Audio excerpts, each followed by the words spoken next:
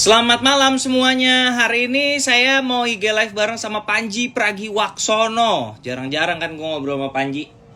Jadi buat teman-teman yang mau menyimak obrolan gue sama Panji, silakan bergabung. Buat pendukung Ahok yang masih sakit hati, nggak bergabung juga nggak apa-apa. Aduh sorry ya, gue tadi buru-buru lagi makan. Pas dilihat, oh iya jam 8 live, tumpah air gue. Maaf.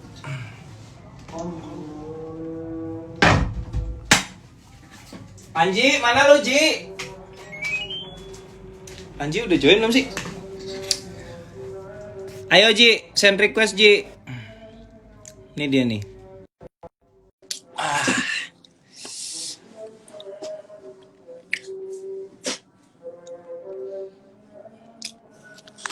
Ernest, Ini dia.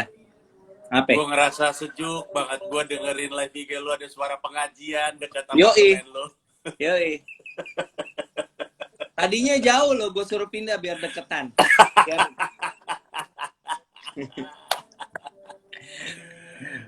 Gila. Ji, tapi gue tuh salut ya, lu tuh produktif banget loh, Ji, selama COVID ini. Maksudnya, oke lah kita nggak ngapa-ngapain dan banyak waktu luang, tapi untuk membuat apa yang lo buat itu kan juga butuh energi, butuh niat, butuh lo ini juga ya, ya rajin gitu. Motivasinya apa sih? Motivasinya apa? Iya, maksudnya Apa ya? kan kayak lo bikin, apakah beneran nggak mungkin lo ngarepin AdSense juga nggak seberapa kan? Jadi apa gitu motivasinya? Kenapa banyak banget konten lo gitu? Nah, kalau YouTube Lila, kan gue udah, gitu. kalau YouTube gue udah dari tahun lalu emang setiap hari rilisnya. Jadi udah biasa, udah Oh nyetok gitu. istilahnya. Iya. Oh, Udah lu dari lama. kapan? Dari kapan YouTube konten setiap hari? Mungkin dari Juni apa Juli, mungkin. Oh gitu. Lupa gue. Iya. Terus ada duitnya? Ada. Aduh, alhamdulillah, Nes, ada. Nes. Lumayan. Lumayan banget. Lumayan. Berapa Apalagi sebulan dari YouTube? beda-beda tergantung. Kalau gue lagi rilis video gue yang stand up kayak kemarin dalam rangka rilis digital download dan mau jualan tiket, video stand up kan gue naikin banyak. Kalau lagi santai-santai ya lumayan. Iya. Yang gue incar sebenarnya lebih ke pertumbuhan subscriber. I'm aiming untuk 1 juta, habis itu gue agak nyantai dikit lah. Itu kalau YouTube. Kalau Instagram nggak tahu ya, Nes, gue cuman gatel pengen bikin orang ketawa kayaknya deh. Jadi ya gue cari aja Emang lo tuh Iya. kayak ada kerinduan gitu ya, pengen tampil aja gitu kali ya? Iya. Nah, lu bikin itu keluarga Ngenes? Itu seminggu sekali cuma 2 menitan, Ji. Iya, tapi kan maksud gue ngeliat nih, ini opini gue terhadap keluarga Ngenes ya. Ini opini gue nih. Lu itu kan galak orangnya, gue tahu nih. Lu tuh galak orangnya.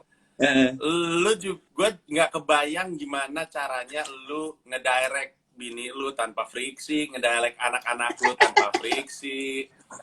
Pasti anak lu kalau actingnya jelek nggak dikasih makan prasmanan pasti ya.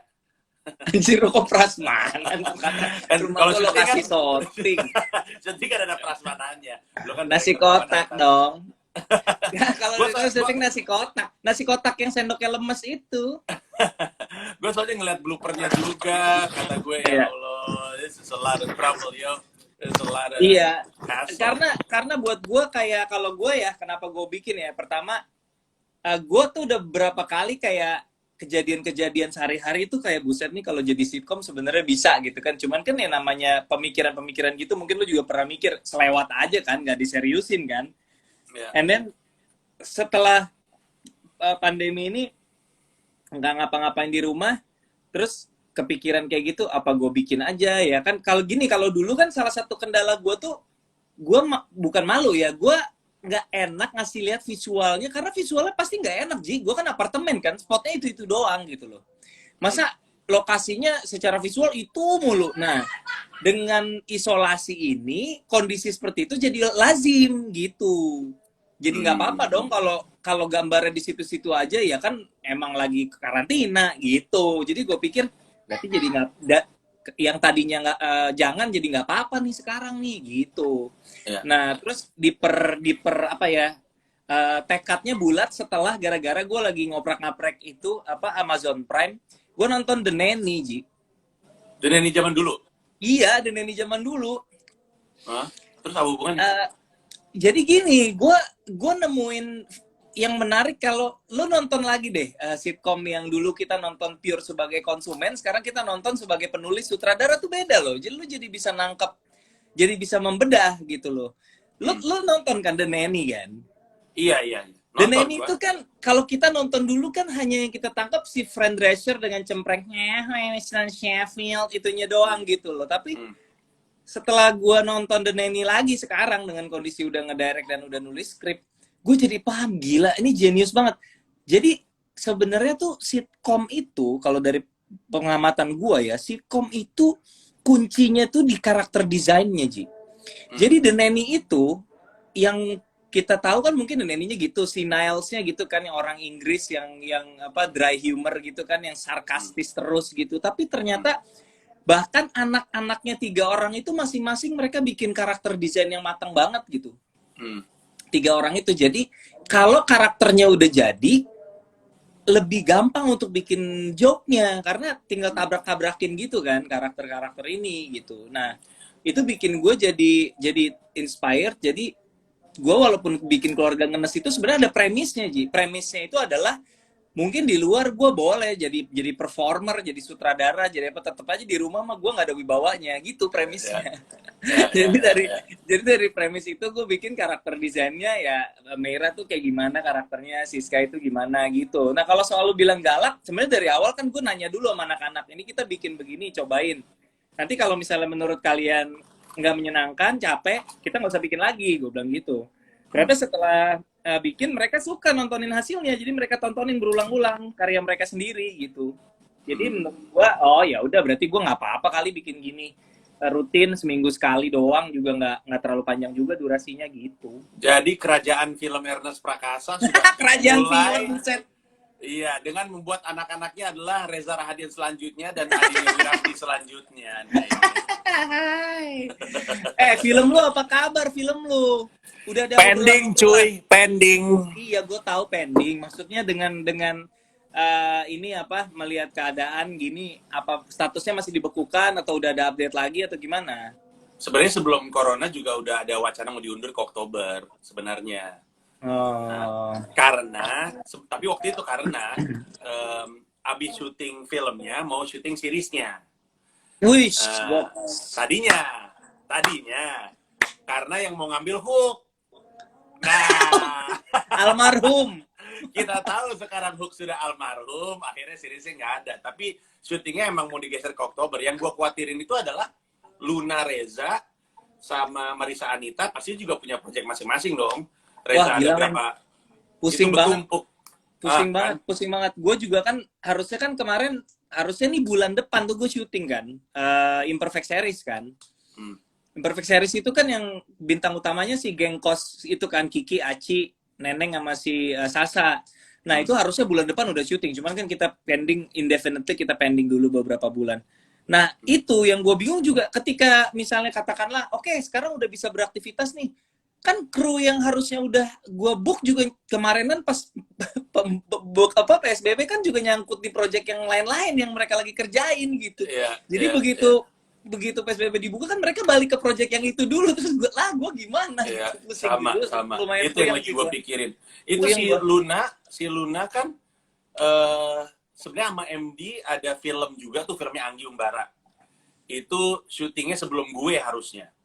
Terus sebelum gue di April, tapi itu pending. Abis itu dia ada film lagi si Susana 2. Nah, dengan di pendingnya kayak begini, itu semuanya pada numpuk ke pasca PSBB. Jadi gue juga, aduh ini jadwal gimana. Tapi kan kalau di dunia film, saya kan adalah hanya kroco-kroco, saya mah nurut aja sama Manoj Punjabi, idolaku. Lu tuh harusnya di Star Vision, Ji. Loh, kan gue sudah di Star Vision, Nes.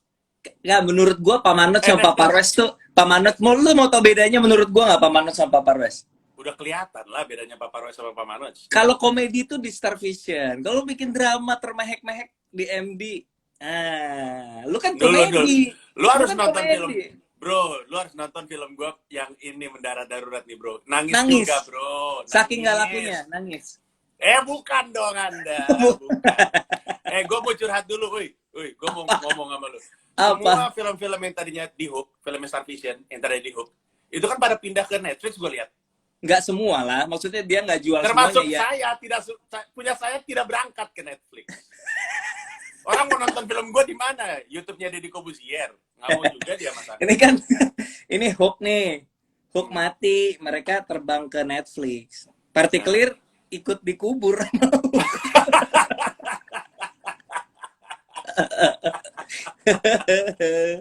Lu tau nggak? Kasian banget. Film Itu gue Hook tuh tuh, legend loh film gue tuh. Hook tuh ribetnya. Lu tau nggak ribetnya apa?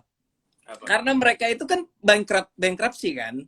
Iya. Bankruptcy itu kan ada kayak semacam custodiannya. Kalau lo misalnya lo bangkrut nih, terus ada kayak law firm yang nanganin kan. Jadi kayak asetnya mau dioper ke apa streaming lain juga itu prosesnya ribet banget. Makanya Starvision juga mindahin aset kayak orang tuh kan gue ada cek toko 11 series kan. Itu kan 18 episode. Gue bikin 18 episode, gue kasih ke Hook. Terus kata Hook, boleh nggak kita pecah jadi 99? Ya gue bilang, ya itu punya lu sih, terserah mau lu apain juga boleh-boleh aja, lu udah bayar juga gitu. Jadi sama mereka si 18 episode itu dipecah jadi season, ya gue nggak tahu lah season 2 dan season 3 atau season 2A sama season 2B gitu ya. Nah jadi yang baru tayang tuh 9 pertama, Ji. 9 kedua itu belum tayang. Nah, yang lucu adalah cara storytelling kita, I assume lu belum nonton yang season 2. Jadi kita membuka episode 1 itu dengan tiba-tiba Ko Afuk itu di penjara. Jadi dia lagi cerita ke cellmate-nya, ada Babe Cabita, ada siapa gitu, cerita ngobrol ke cellmate-nya. Jadi kalau di Instagram tuh sampai sekarang selalu adanya, jadi Ko Afuk kenapa di penjara? Kasian. Gila, Belum nyampe ceritanya, orang-orang pada nanya, jadi kok aku kenapa di penjara? Iya, gue gimana masa gue ceritain, ntar dulu lah. Ini kalau CTS series lebih ribet lagi ya, nggak serta-merta bisa pindah ke Netflix asumsi gue ya. Yang ribet adalah karena udah dibayarkan. Mereka kalau misalnya itu series belum dibeli, ibaratnya baru diproduksi tapi belum dibayar kan tinggal udah gue mau jual kemana kayak gue maksudnya Star Vision. Nah ini masalahnya kan Star Vision sudah dibayar oleh Hook, jadi kan ini tidak segampang itu prosesnya, jadi agak berribet lah, gitulah pokoknya kayak gitulah. Ya. Tapi gue berharap ke Netflix sih. Ini yang kemungkinan ke Netflix. Ada beberapa sih memang gue denger. Kayaknya salah satu yang paling aktif untuk datang ke PH dan mana punya lu yang di Hook yang mati, kalau nggak ada yang mau ngambil sini gue ambil gitu. Kayaknya Netflix kayak gitu kayaknya memang niatnya begitu kayaknya. Apa harusnya comika.id kayak gitu juga, Nes? Wah, gokil. Ji, comika.id ini menurut gue satu terobosan lu yang salah satu karya terbesar lu sih menurut gua, karena gua aja ya yang stand up gua kan udah bisa dibilang udah basi gitu ya, masih bisa dapat jutaan perak per bulan kagak ngapa-ngapain cuman gara-gara naruh video di comika.id gitu. Apalagi nggak ada promo, kadang-kadang ada program kan bebas, kayak program bebas. Imlek, program apa kadang-kadang ada kan bundling kan. Cuman menurut gua ini gila juga ya, maksudnya kan lu tuh selalu believe bahwa orang tuh bukan yang nggak mau beli yang legal, tapi caranya nggak ada gitu kan. Nah sekarang dengan adanya kayak gini berarti terbukti dong tesis lo ya, kalau misalnya lu bisa provide legal download yang accessible, yang gampang dipakai, orang mau bayar ya, Ji.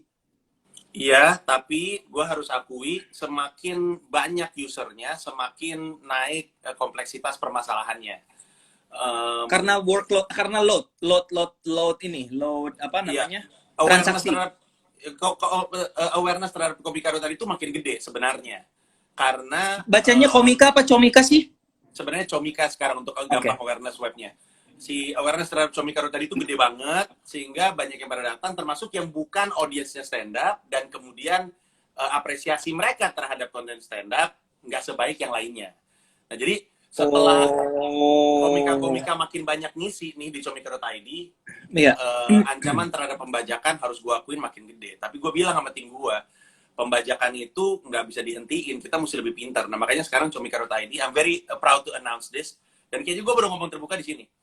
Di bulan Juli, bertepatan dengan bulan ulang tahunnya Stand Up Indo, kami mau announce sesuatu yang baru, website baru dan aplikasi baru dan layanan baru yang moga-moga akan membuat experience-nya lebih menyenangkan dan secara keamanan juga lebih baik lah. Intinya kayak gitu. Iya iya iya, Karena karena secara teknis juga pasti lu belum sempurna juga kan, yang kayak kemarin tuh kan yang apa tuh yang AW sama itu tuh yang streaming berbayar itu juga akhirnya gue termasuk salah satu korban tuh yang udah beli tiket ya, tapi nggak berhasil ya, tembus ternyata gitu. ya, Emang ya, challenge-nya lebih di teknis ya Ji ya kadang-kadang ya kalau kita berurusan dengan produk-produk digital gitu ya. betul. Lu bayangin gue pelawak tiba-tiba mesti berubah, bukan mesti berubah ya. Sekarang ada di dunia startup mungkin bisa dibilang tapi si Comika Afterlife itu ngasih itu kan sebenarnya laboratorium ya. Kami Juni awal tuh mau nge-launching sesuatu yang juga baru. Ini bukan yang Eh, launching sesuatu yang tadi lu bilang bulan Juli itu, beda lagi nih. Bukan, bukan. Kalau yang bulan Juli itu comika.id akan revamp website, jadi experience website lebih baik. Oh. Habis itu akan hadir dalam bentuk aplikasi rencananya si comika.id.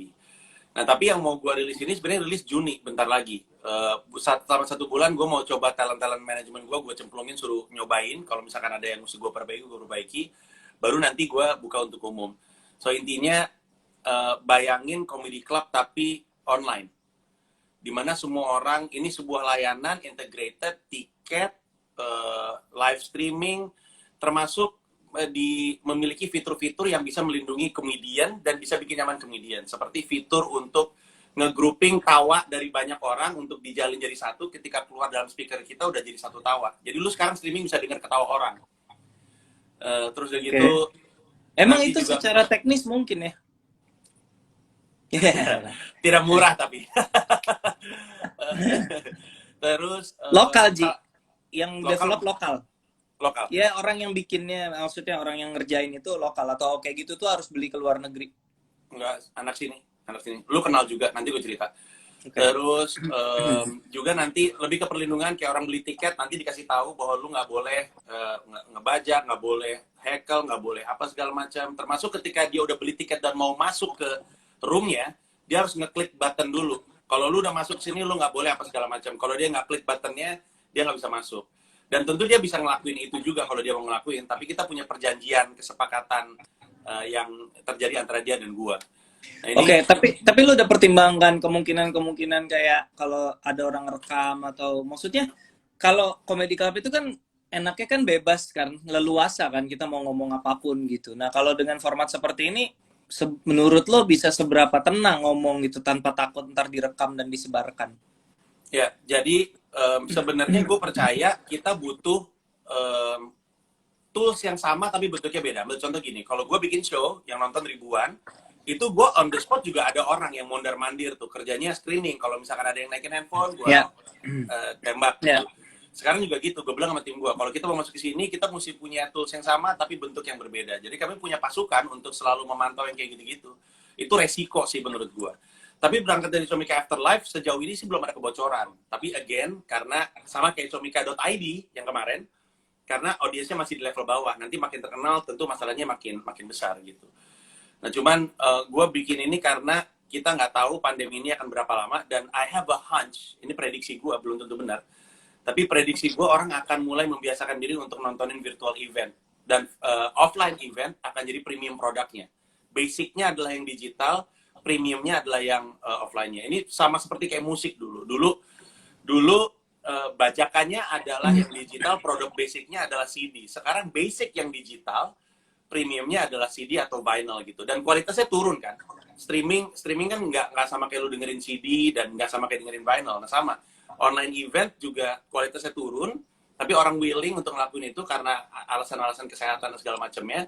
But then if they're willing to pay more, mereka akan datang ke acara offernya, dan harapannya acara offernya itu adalah acara tour gue nanti. Sebenarnya menarik sih, orang bisa denger kita stand up online, orang ketawa, orang bisa masuk ke monitor kita, bisa kita denger. Tinggal masalah nge-lag-nya Ji ya. Itu yang orang harus Nah, membiasakan ya. Membiasakan kalau habis dan nge-punch ya, nunggu ada jeda dulu baru orang ketawa. ya, Apa ini rasanya adalah kayak begitu ya? makanya ini yang mau gue tes dulu. Nanti ketika Juni nyoba, ini kayaknya acara. Jadi David punya acara, Awe punya acara, Bari punya acara, Mila mau gue suruh bikin acara juga. Nanti kita lihat apakah ini bekerja dengan baik. Terus ya itu Ya. kalau udah 4 kali show, gue punya 4 kali pembelajaran, gue rapihin. Nanti gue akan launching untuk Oke. umum dan dengan itu semua anak-anak bisa manggung di situ. Mampir aja di situ. Oke. Dan bisa nyari duit dari situ. Ngomongin PSBB, tur lu apa kabar? Maksud gua pasti pusing ya. Maksudnya ada yang kebayang gitu, pasti lu ada di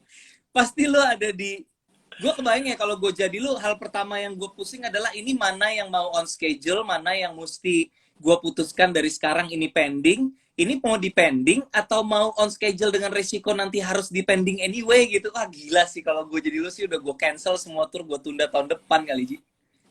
Iya, memang. Itu masalah terbesar gue. Gue nggak pernah ketemu masalah sebesar ini ketika gue jalanin tur anjing. Ini tur ke-7 gue. Dan honestly speaking, masuk ke tahun ini, gue berpikir finally gue akan ketemu tahun di mana gue nggak punya hambatan terlalu besar. Kayak pas Gue kira lu akan ngomong gue menunggu tahun di mana gue nggak punya tur. Nggak punya hambatan. Enggak, karena kan Pragiwaksono hambatannya besar. Gue sampai harus pura-pura nyalek untuk dapat attention itu kalau lo masih ingat. Iya, waktu itu Pragiwaksono hambatannya adalah isu politik yang terlalu gede karena pilkada dan pilpres. Juga sentimen masyarakat kepada gue lah, termasuk oleh penonton tersayang ini yang lagi follow Ernest Prakasa. Jadi setiap kali gue ngomong apa, oh ini si Anies, oh ini benci, gitulah pada zaman itu. Jadi gue I have to design something, right? Sebelumnya juga berat juru bicara karena on actual masih di masa pilkada, so it's always tough, right? Jadi masuk ke Komodo Mononya gue pikir, nah gue lihat lega nih jalannya nih, kagak ada apa-apa lagi, sentimen udah berbeda. Gue jalanin, tiba-tiba yang masuk pandemi bangsat. Satu dunia kagak bisa Liga Inggris nggak ada, NBA nggak ada, gue sosokan mau tur. Emang bangsat nih. Jadi lu tuh finalenya di Jakarta untungnya masih Desember ya Ji. Jadi maksudnya kayaknya mah kita optimis lah Desember orang udah bisa datang ke event gitu ya. Cuman yang gua ikutan gua nggak ada urusan tapi ikut-ikutan deg-degan ini kan lu mulai bulan depan udah mau jualan tiket ya. Iya. Kan sekarang pertanyaan gue, kenapa nggak jualan tiketnya lu tunda dulu gitu? Kenapa lo hajar anyway? Emang lo sinting sih kadang-kadang lo gue pikir-pikir. Oke, nah ini yang jadi semoga kan lu tahu gue kan kadang-kadang optimis goblok ya. Optimisnya tuh terlalu gitu, jadi agak-agak goblok gitu. Cuman gue juga ngukur Nes, gue punya alasan pribadi kenapa gue nggak sebisa mungkin Istora nggak gue undur. Alasan pribadi, nggak bisa dibenarkan alasannya, tapi hanya sesuatu yang pengen gue lakuin.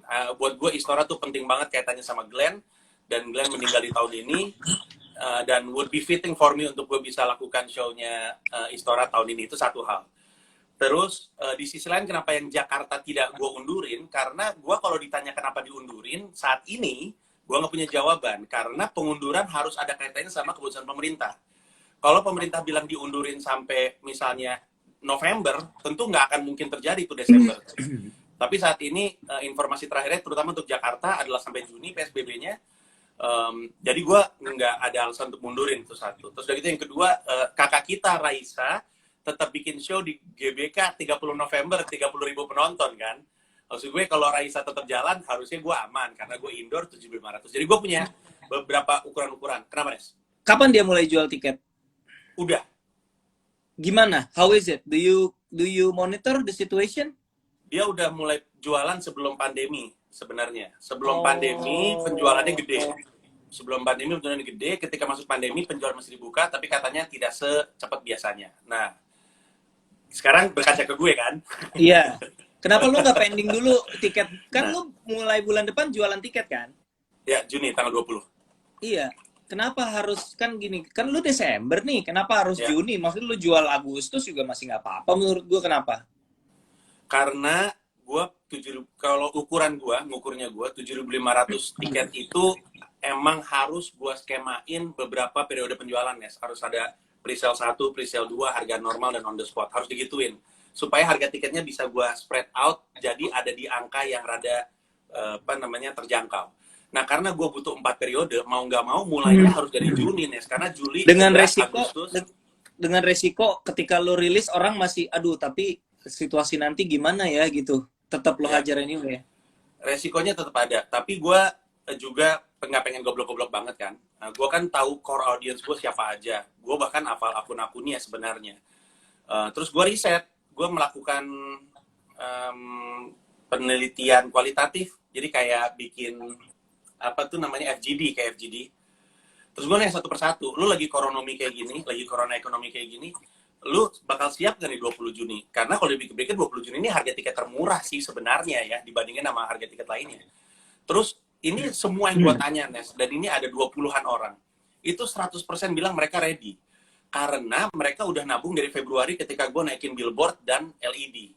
Jadi by the time mereka lihat itu keluar, mereka langsung nyimpen duit, dan Februari, Maret, dan segala macamnya. Terus gue nggak mau terlalu ini kan, maksud gue nggak mau terlalu yakin sama omongan mereka, walaupun mereka bilang semua ready, duitnya udah disimpan dan segala macam. Kemarin gue habis ngetes pasar dengan rilis merchandise gue tanggal 20 Mei kemarin, dan itu ternyata tetap habis hanya dalam hitungan jam, padahal harganya di atas 100 ribuan semua. Jadi moga-moga gue nggak salah ukur, tapi kayaknya sih audience gue tetap excited karena beberapa alasan. A, they can't wait for December karena mereka stres banget hari ini. Terus B, karena mereka tahu, kan gue kan dari 7.500 kan 3 ribuan gue buka di periode pertama nih. 2.500 orang pertama yang beli di periode itu bisa foto bareng sama gue. Dan gak gue tambahin karena PSBB mengharuskan antrian fotonya tuh panjang banget, Nes. Karena dijarakin antrian fotonya. Sehingga gue nggak mungkin lebih dari 2.500 orang. Jadi Nah, karena 2.500 privilege foto bareng lu itu terlepas dari jenis tiketnya. Ya, apapun. Pokoknya asal lu lu beli duluan, mau lo beli yang paling murah atau yang paling mahal sama aja. Pokoknya kalau belinya duluan di periode 1 ini 2.500 pertama foto bareng gitu ya. Iya, betul. Dan kan ceritanya juga ada nyebar bahwa gue tuh bersedia sampai jam 2:30 pagi untuk foto bareng audiens. Jadi mereka karena waktu tahu, itu sudah pernah juga terjadi begitu kan? Iya, betul. Itu satu. Terus udah gitu 200 orang pertama yang beli bisa nongkrong di Komika Lounge. Komika Lounge tuh ada kayak kalau pesawat tuh kayak Garuda Lounge gitulah. Makanan, minuman gratis, karya gue berserakan, terutama yang nggak laku ya. Kayak CD, kaos-kaos sisa. Mereka bisa ambil, terus gue bisa tanda tanganin. Jadi ada faktor itu juga. Terus udah gitu nggak tahu ya, gue selalu bilang bahwa setelah kejadian kucing, special gue tuh cenderung makin nggak peduli, soalnya makin nggak peduli perasaan. Bukan karena gue nggak mau mikirin perasaan orang ya, Nes, tapi maksud gue udah hati-hati aja, orang pada tersinggung, terus ngapain gue hati-hati gitu. Terus hype dari Hidup Lain Indonesia Maya juga gede banget karena mereka ngerasa itu special show terbaik gue. So hopefully antusiasmenya masih ada. I don't know what's going to happen. Tapi kayaknya nggak secepat kemarin. Maksudnya dulu kan 1 hari habis, ini mungkin waktu 1 bulan baru habis. Coba ceritain Ji si komoya itu coba apa? Orang tuh kan, lu kan sama kayak gue ya, maksudnya kita senang baca-baca buku marketing gitu. Gimana mungkin lu membuat sebuah judul yang orang nyebut aja susah gitu? Dari sudut pandang marketing itu Seth Godin bisa geleng-geleng tuh Ji kalau lihat judul lu Ji. Gimana ngejelasinnya coba? Orang judul orang tuh kalau bikin judul tuh yang gampang diinget gitu. Ini disebut boro-boro disebut aja susah gitu. Coba. Oke. Pertama-tama kenapa gue pakai judul itu ya? Karena topik terbesar di special ini adalah tersinggung. Gue ngomongin kenapa orang tersinggung, terus gimana cara menghadapi tersinggung. Pokoknya tersinggung lah. Semua kasus kejadian sama gue lah, gue bahas di situ. Ya. Kenapa gue bahas, dan karena gue bahas tersinggung, terus gue belajar, kita kan banyak baca-baca soal komedi. Jadi komoi domenoi, itu adalah sebuah istilah Yunani, bahasa Yunani, artinya objek tertawaan. Yang dipopulerkan sama the father of comedy, Aristophanes. Aristophanes itu orang yang pertama kali pakai drama komedi untuk poking fun into people. Nah, so what I'm trying to say, dari kelahirannya, komedi itu udah menyinggung. Karena inevitable, karena komedi butuh objek. Jadi gue pengen bilang bahwa nggak usah berharap komedian berhenti menyinggung. Nggak mungkin, karena peluang itu akan terjadi dari lahirnya juga udah kayak gitu. Nah, tapi gue nggak harus kan pakai istilah komedomenoid sebenarnya. Betul. Yang lain. Tapi gue baru sadar, Nes, ketika lu mau tour, orang hanya perlu tahu lu mau tour di mana. Udah. Mereka nggak benar-benar perlu tahu nama sebenarnya. Kayak Louis C.K., Chris Rock, Jerry Seinfeld tour juga belum ada namanya ketika tour. Kevin Hart tuh beda, Kevin Hart, Jokowi beda. Ketika tour udah ada nama. Tapi kan kalau yang lain kan Louis C.K., Madison Square Garden tanggal segini. Ini doang yang orang perlu tahu. Cuman itu doang yang orang perlu tahu. Jadi gua nyari nama yang menurut gue lucu, dan buat gue orang yang salah ngomong adalah objek tertawaan juga buat gue lucu. And to me, I always like titles that makes people talk about the title. Provokatif, proaktif, terus merdesa, terus whatever. Orang setiap kali dengar judulnya tuh jadi pengen ngelanjutin. So there's a conversation, walaupun conversationnya adalah gimana sih kata-katanya ribet bener gitu. Sisanya, yang perlu mereka tahu hanyalah satu, yaitu website tersinggung oleh panji.com. Yang penting mereka tahu tersinggung oleh panji.com, flat, rata. Makanya billboard dan LED-nya juga cuma foto, gue dengan objek komedi gue, dan tersinggung oleh panji.com. Cuman itu doang yang mereka perlu tahu, gitu. Iya, lo bilang judul nggak relevan, gue jadi inget dulu zaman gue kecil, pernah diajak bokap nonton Sri Mulat di Senayan. Pernah nggak lo nonton Sri Mulat di panggung, Ji?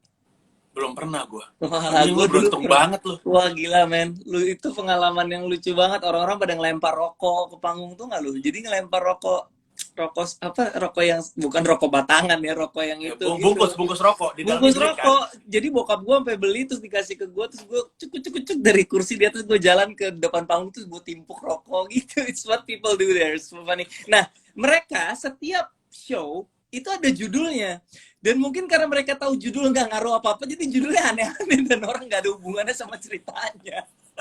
Jadi, gue baru tahu nih. Nggak ada. Jadi gue nonton dulu, gue inget banget karena gue cuma satu kali ya nonton Sri Mulat di Ancol, di Senayan dulu. Judulnya itu Dracula berambut pirang.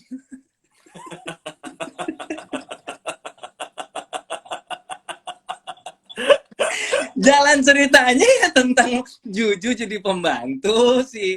Ya seperti biasanya Sri Mulat aja gitu, nggak ada Draculanya. Dracula, boro-boro Dracula pirang, Dracula juga nggak ada gitu. Tapi judulnya Dracula berambut pirang. Kayaknya udah nggak ada urusannya sama Dracula. Iya, oke. Jadi menarik. Gue juga kemarin gue juga sebenarnya tahun depan tuh gue udah cita-citakan mau tur kan, Ji, karena kan dari 2015 tuh kan gue memang cita-citanya tur 2 tahun sekali. Pas ketemu 2021 itu gue 10 tahun berkarya kan. Yeah. Jadi tahun depan tuh memang gue udah mau tur gitu. Cuman yang kemarin 2019 aja karena terlalu sibuk di film jadi nggak tur. Cuman gue nggak tahu deh setelah lu tur ke tur ini ya, mungkin yang pasti gue nggak akan bikin 7.000 orang juga sih. Kenapa menurut lu, kenapa nggak ada yang bisa ngejar lu bahkan ke sedekat mungkin sama lu ya, Ji? Secara karya sebagai komedian, karena kita tahu isunya kendalanya ini bukan masalah talent gitu. Apakah persistence, apakah passion di marketing, atau apa menurut lu, Ji? Kenapa jadi lu melenggang sendiri? Bahkan di stand up gue juga sama lu jauh gitu, gue nggak bisa ngejar lu gitu. Kenapa dari begitu banyak komika di Indonesia, kenapa lu melenggang sendiri kok? Nggak ada yang lebih lucu dari lu banyak. Maksudnya yang selevel lah lucunya pasti banyak dan lu pasti setuju kan. Tapi kenapa cuman lu yang sampai di level ini, menurut lu kenapa ya? Pernah mikirin nggak? Pernah, tapi gue nggak yakin jawaban gue bener. Gue tuh selalu ngerangkan, ini sebenarnya bercandaan gue nih kalau lagi jadi pembicara seminar gitu. Gue bilang, lu tuh harus ngawinin dunia yang lu bisa sama dunia yang lu suka.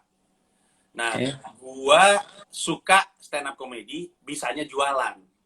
Maka jadilah gue stand up comedian yang laku, bercandaan gue gitu.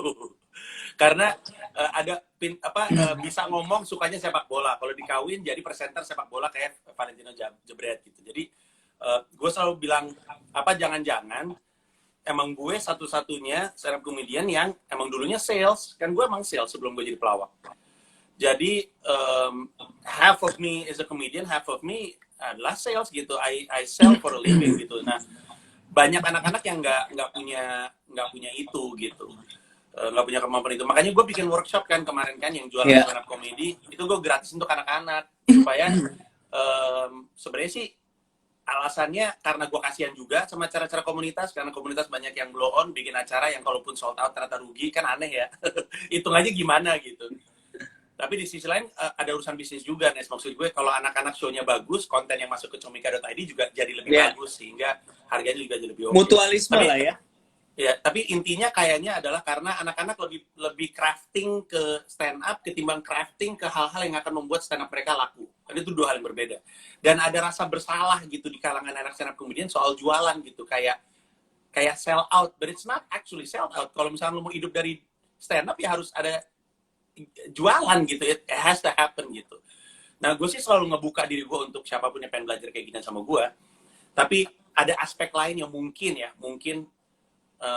gue lebih dibandingkan anak-anak lain adalah, dan mungkin lu bisa memaklumi ini juga, daya tahan gue terhadap sakit itu rada gede, Nes. Maksud gue failure, dihina dan segala macam itu doesn't affect me much, dan itu rada dibutuhkan kalau misalnya lu pengen jalan terus.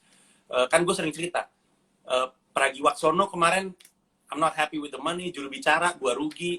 Those are failure, those are big failure actually. Dan anak-anak ketika bikin special pertama kali dan rugi, itu menahan mereka untuk tour. Nah, itu aja sih. Nggak tahu deh, mungkin itu benar, mungkin enggak, tapi... Poin lu soal apa, daya tahan terhadap kegagalan dan segala macam, gua rasa itu gua sih cukup mengenali itu di dalam diri gua gitu ya. Tapi yang gua yakin betul nggak ada di diri gua, yang mungkin membuat gua ketinggalan jauh dari lu kalau soal stand up adalah pede lu itu loh, Ji. Kemal Lu tuh di atas pede. kita. Kemal Hah? di atas kita, Nes. Enggak, Kemal serius. Palevi. Gini. Si Dipa kayak misalnya bilang gitu, Panji bikin di situ tuh, lu nggak mau nyobain gitu. Terus gue yang anjir, apa gue bisa ya jual 4.000 tiket kayak gitu. Gue tuh nggak pede gitu.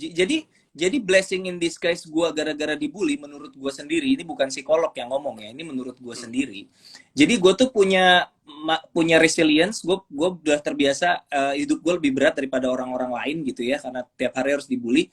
Dan gue terbiasa dengan mindset inferior, bahwa gue nggak lebih hebat dari orang lain, and it kept me going well gitu. Tapi gue tuh nggak pede. Maksudnya pede dalam arti bahwa oke, bikin show di Senayan 7.000 orang hajar, gue yakin orang pasti bisa. Orang gue bikin 1.500 sold out, ayo next step bikin 4.000 kayak gitu-gitu. Ji, lu pede lu itu dari mana? Genetik atau dari mana ya?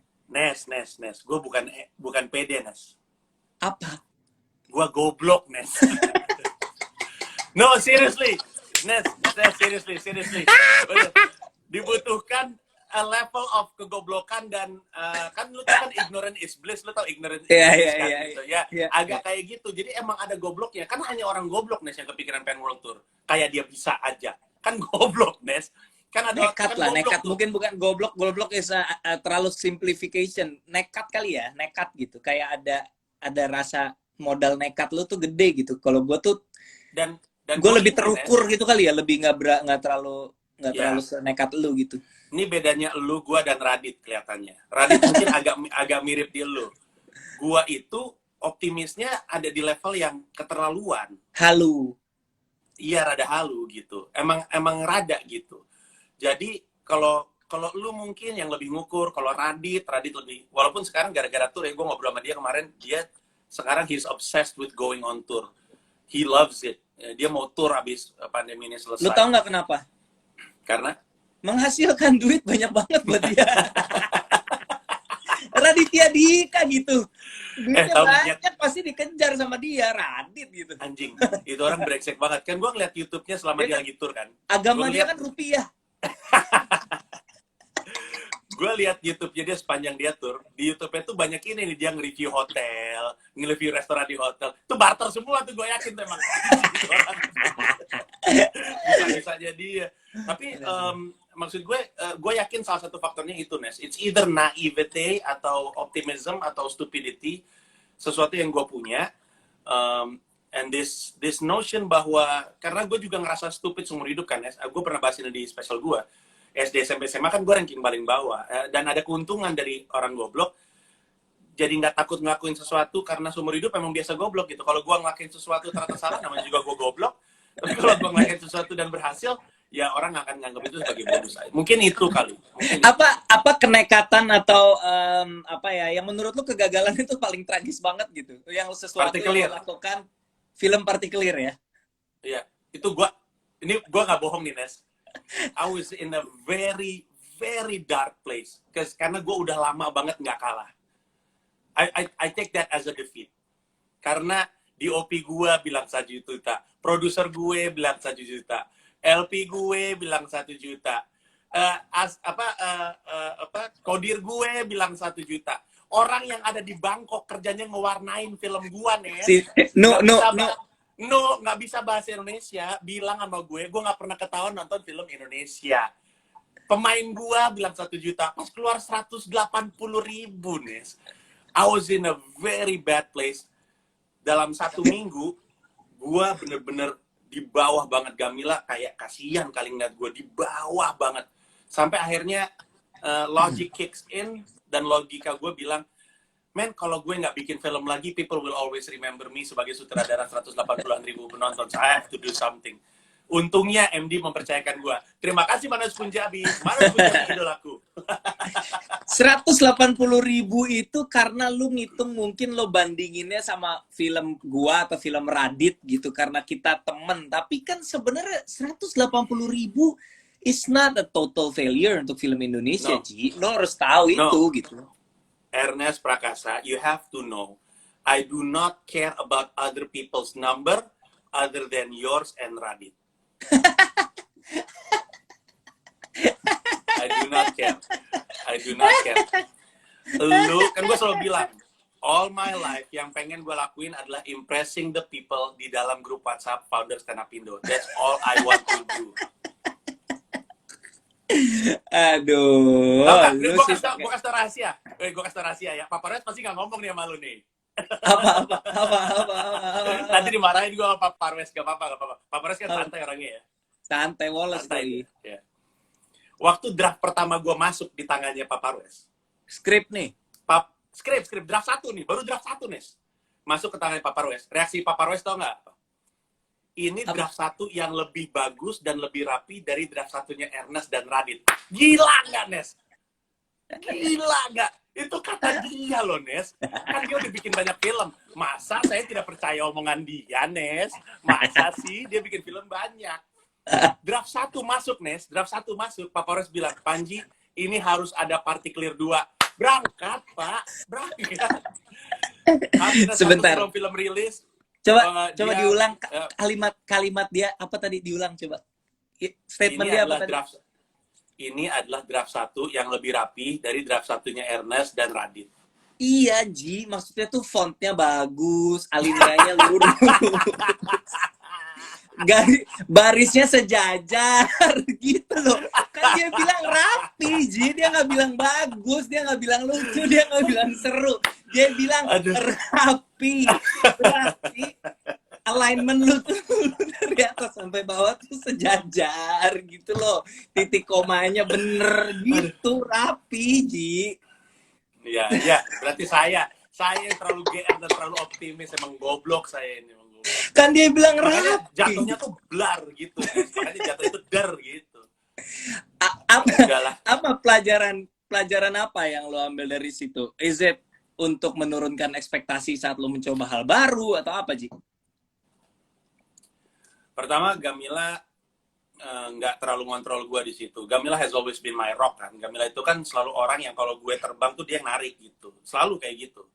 Dan proses partikelir tuh rada lepas dari itu. Jadi gue ke biar terbang gitu. Nggak ditahan di balon sama batu pemberat tuh 1. Kedua, gue salah numpukin itu dengan tur gue. Karena gue ingat persis. Hari ketika trailer muncul, ketika trailer partikelir official partikelir lu launching website adalah betul. Gue ingat itu. Dan pembicaraan terhadap trailer jauh di atas di bawah yang turnya. Sampai Pak Polres nelpon, Panji, pilih Panji.com itu apa ya? Terus gue bilang, ya Allah, ampun, Iya sih. ampun. Dia sempat ngomong itu juga ke gua, kenapa si Panji rilisnya bareng? Lu nggak tahu juga apa emang tolol. Iya, emang tolol. Gue akuin itu emang tolol. Gue nggak berpikir itu akan, bahkan gue pikir itu saling complementing gitu. Orang yang nonton tur gue jadi nonton film. Oke. Yang film akan nonton tour, so I thought it was complementing, tapi I thought wrong. Terus itu satu. Yang kedua, I was naive with my writing, si penulisan filmnya. I should have remembered Mas Adi MS bilang, first you play by the rule and then you play with your heart. Dalam arti kata, lu ikutin aja kaidah-kaidah perfilman dulu, Panji, nggak usah aneh-aneh lu. Habis itu, boleh deh lu main liar, kalau misalnya lu udah paham gitu. Tapi ini gue kaidah-kaidah perfilmannya juga nggak gue iyain gitu. Gue mencoba untuk ya misalnya 3 act 8 sequence masih gue lakuin, tapi kayak cerita hero journey, kalau lu ngambil hero journey-nya harus hanya satu hero.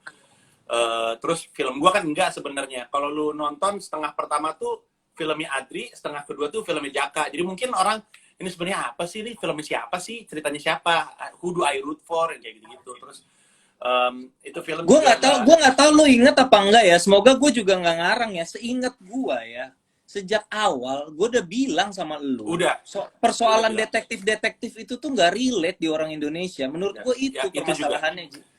Itu juga gue akuin itu. Tapi dan again Nes, waktu gue masukin draft sinopsis ke Papares, gue masukin 5. Particular tuh paling bawah, Nes. Particular tuh paling bawah. Paling atas tuh film tentang relationship sebenarnya. Tapi yang diambil ini. Terus gue pikir dong, siapa lagi yang mau ngasih gue kesempatan bikin film body cup movie gitu. Ya karena yang jadi maksud Anda yang salah Paparwes, bukan Anda yang salah. Tidak, bukan. Saya percaya insting Paparwes. Aku cinta Paparwes idolaku. Aduh, Panji. Tapi Ernest Prakasa dan Raditya Dika, lu bikin body cop, none of them are cops, dummy. Karena ribet, gue nulisnya ribet nih. Kalau polisi beneran gue bikin detektif aja dah. Kenapa lu ngomong apa barusan? Enggak, pokoknya I still have a chip on my shoulder. I still have stories in my mind. Itu satu, gue punya cerita di kepala gue. Dan semua orang yang nonton stand up gue tahu bahwa Panji secara esensi adalah storyteller kan. Jadi gue masih punya cerita di kepala gue dan cerita ini akan keluar. Terus terang gue cuma punya 3 cerita dalam badan gue. Mendarat Darurat yang pengen gue kerjain bentar lagi, sama 2 lagi. Kalau 2 ini udah keluar, kosong cerita dalam diri gue nggak akan ngapa-ngapain. Nah, tapi gue masih mau bikin film dan gue masih mau ngejar lu, masih mau ngejar Radit, dan tentu gue nggak mungkin bisa melangkahi kalian berdua karena kalian jauh lebih bagus dan jauh lebih dulu. Tapi gue nggak pengen bikin malu lah 3 nama ini, jadi gue pengen deketin lah kalau lu lah. 750 lah, deket lah, lumayan lah. Aduh, iya. Bisnis enggak ya, Ji? Bikin restoran apa bikin coffee shop gitu enggak ya? Nah, bisnis gue kan stand up, Nes. Maksud gue itu bisnis gue. I choose to do business di stand up comedy. Udah itu aja. Oke lah. Itu sama. Ya. Ini buat yang pada nanyain nanti gue upload di IG TV gue ya. Kalau yang kelewat dari awal ya, seru juga obrolannya, sama sayang kalau lu nggak nonton dari awal, nanti gue upload. Terakhir Ji, apa lagi Ji yang mau diingetin ke orang-orang? Mungkin di sini kan ada yang nonton yang nggak follow IG lo, mungkin ada informasi soal tour yang kelewat sama mereka. Apa yang penting untuk diingetin soal tour lo? Ya, tour gua itu Komodo Menoy Stand Up Comedy World Tour tuh jalan ke 20 kota, termasuk beberapa kota luar negeri. Tapi karena corona, untuk tahun ini gue jalan 10 kota dulu dan semuanya nasional. 10 kota sisanya gue pending di tahun 2021. Nah, gue akan mulai dari Oktober. Semarang akan jadi kota pertama gue. Assuming bahwa PSBB di sana berjalan lancar. Rasanya sih tidak, tapi ya gue, namanya juga optimis goblok, ya gue yain aja. Tapi semua informasi tour gue ada di tersinggungolepanji.com. Tersinggungolepanji.com. Nah, show yang jualan tiket duluan adalah yang di Jakarta, itu 20 Juni, harga tiket, benefit, semuanya ada di tersinggungolepanji.com. Itu aja. Oke, baik. Thank you, Ji. Take care. Salam sama-sama. semuanya di rumah. Bye. Thank you. Good luck. Bye. Thank you, Nes. Bye. Thank you. Yup.